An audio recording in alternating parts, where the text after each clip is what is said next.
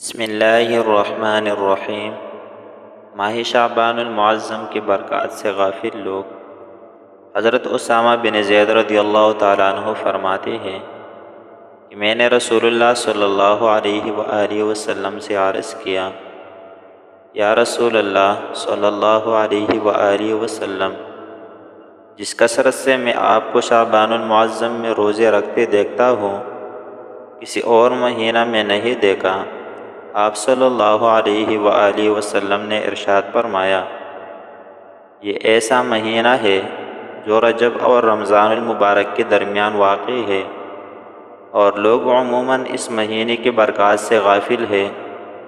اس ماہ میں اللہ تعالیٰ کے سامنے اعمال پیش کی جاتی ہیں۔ میری خواہش ہے کہ میرے اعمال اس حال میں پیش ہو کہ میں روزے سے ہوں۔